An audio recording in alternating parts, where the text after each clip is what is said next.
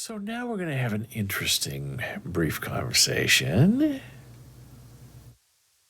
about AI art.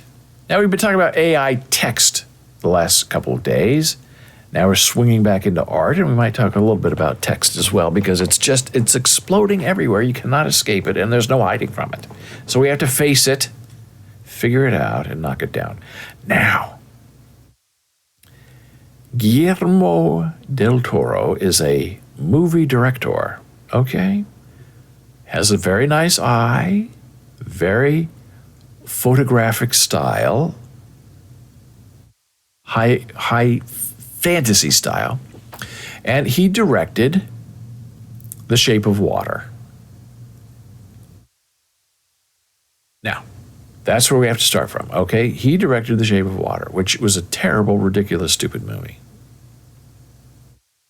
It was a remake of Swamp Thing from the 1950s. Now, he won't necessarily admit that, but he'll call it a tribute to Swamp Thing.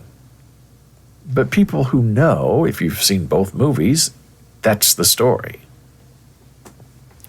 And it was beautifully shot, had some wonderful acting in it, but the story was just ridiculous. The story about a disabled young woman who wants to have sex with a sea monster. That's the story. And that wins the Academy Award for Best Picture of the Year. Now, there are lots of interesting things that go on behind the scenes when it comes to Picture of the Year. First, Guillermo del Toro has a very good reputation. He was kind of artsy-fartsy, as they say. Made a lot of interesting movies, never really got the recognition he deserved. He's been around for a long time. He's not disappeared. That counts. A lot of these people don't even see the movies. They hear about it. The name, I know that name. And The Shape of Water just happens to have a fantastic title. So you hear Guillermo del Toro. Oh, that actor's in it. And what's it called? The Shape of Water. Well, the Academy Award goes to The Shape of Water. That's what I think happened. Because people didn't vote for that movie because it was a good movie. It was not a good movie. It was a horrible movie. Ridiculous movie. Beautifully shot movie. Not so well directed. And horribly told as a story. But it looked great. So Guillermo del Toro is now working on Pinocchio, all right, which is an imitation, an invention, an adaptation of something that is already pre-existing.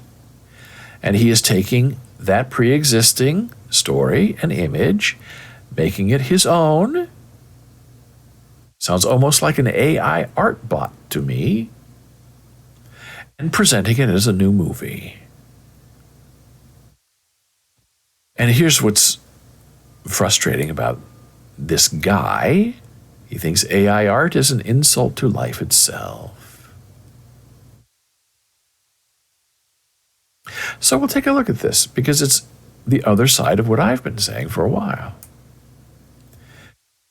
The filmmaker recently spoke to Decider about remaking Pinocchio, which was a painstaking, delicate process that involved intricate puppets with movable silicone skin.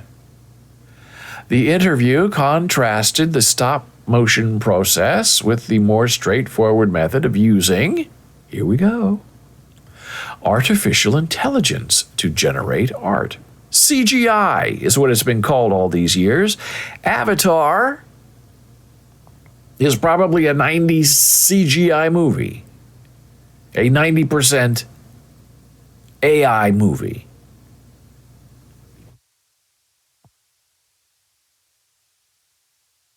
Using artificial intelligence to generate art, revealing Del Toro had no patience for tools such as DALL-E and, my favorite, Midjourney.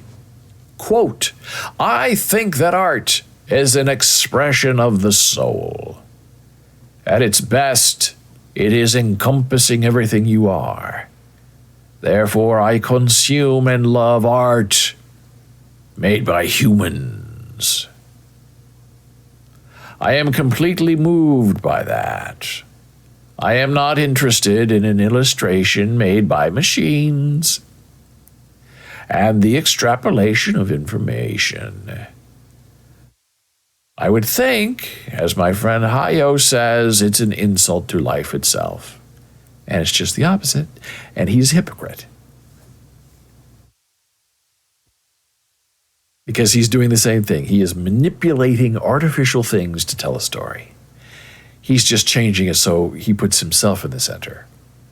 Well, you can say people who generate AI art are putting themselves in the center. A machine doesn't know what to do or how to correct something unless it's being guided and told how to operate. Del Toro was quoting Japanese filmmaker Hayao Miyazaki, the co-founder of Studio Ghibli and director of several award-winning animated films. And the director made the comment in the 2016 documentary, after viewing AI-generated animation of a zombie-like creature, the director said that its depiction of pain was entirely insincere and that humans were losing faith in ourselves by comparing human art to AI art. Well, the world has changed dramatically since 2016. Del Toro also mentioned artist Dave McKean, who's worked on comics like Sandman, Hellblazer, Grant Morrison's Arkham Asylum, and several other projects, including album artwork and feature films. According to Del Toro, he's spoken to McKean about AI art, and the illustrator's greatest hope is that AI cannot draw. It can, quote, interpolate information, but it cannot draw. It can never capture a feeling or a countenance or the softness of a human face, you know, Del Toro said. These are far from the only artists unhappy with current AI platforms which frequently use human artwork without permission from the artists. And to that I say, it doesn't make any sense. Because all art is imitation. There's nothing original. You take an idea, an experience you had.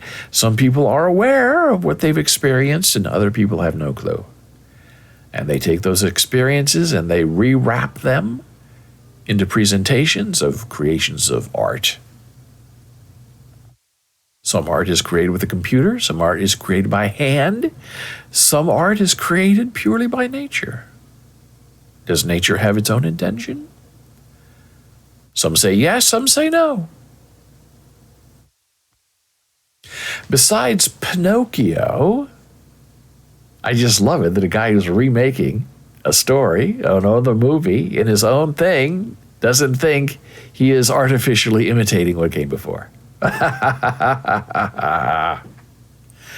Del Toro's most recent project is the live-action Netflix horror anthology, Guillermo del Toro's Cabinet of Curiosities. The Cabinet of Dr. Caligari? Oh, wait.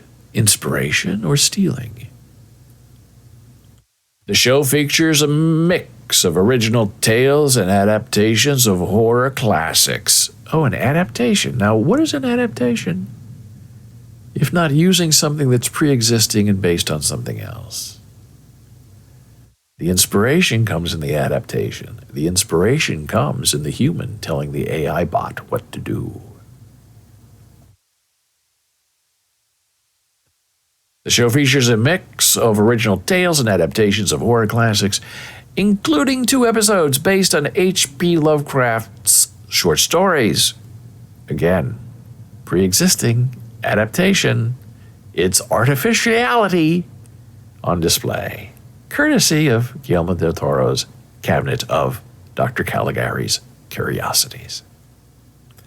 The director is still hoping to one day adapt Lovecraft's famous novella, The Mountains of Madness, which he believes would be perfect for similar stop-motion animation style like Pinocchio. Well, I just find that whole argument fascinating. He's fine with adaptation. He's fine with working on things that have come before, worked on by other people, maybe in the public domain, maybe not, getting permission, using inspiration.